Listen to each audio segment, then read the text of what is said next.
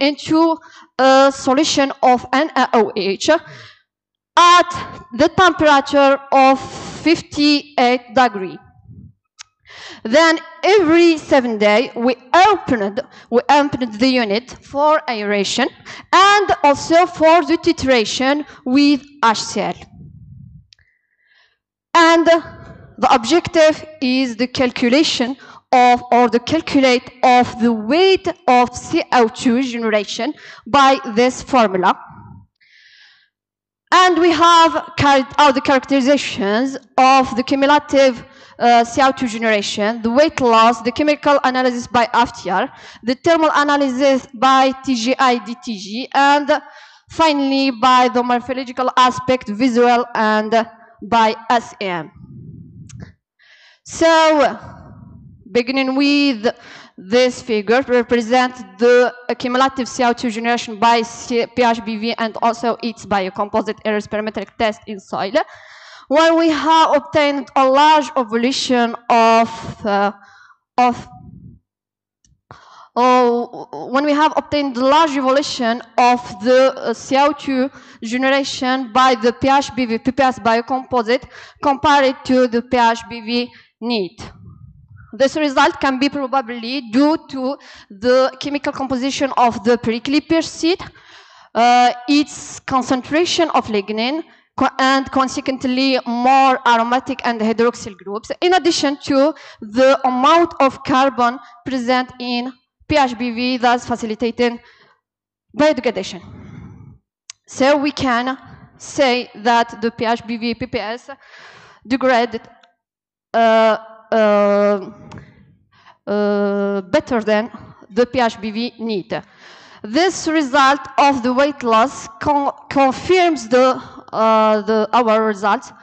This figure shows the weight loss of PHBV and also its biocomposite. When we have also a large evolution of the weight loss of PHBV PPS compared to the PHBV, this result confirms also the degradation for the biocomposite, and this result can be attributed to the vegetable fiber, the addition of this vegetable fiber to our polymer, and also for the microorganisms present in soil.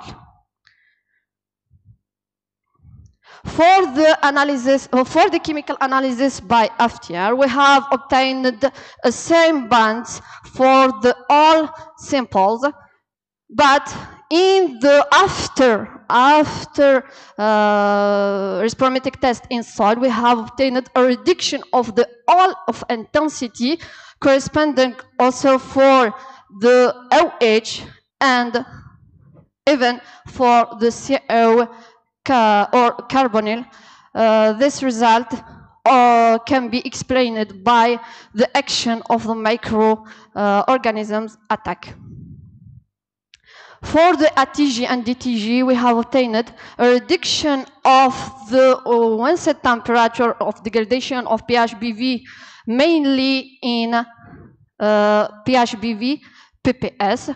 This decrease may be attributed to the addition of the fiber, and it is preferentially bioassimilated by microorganisms than PHBV.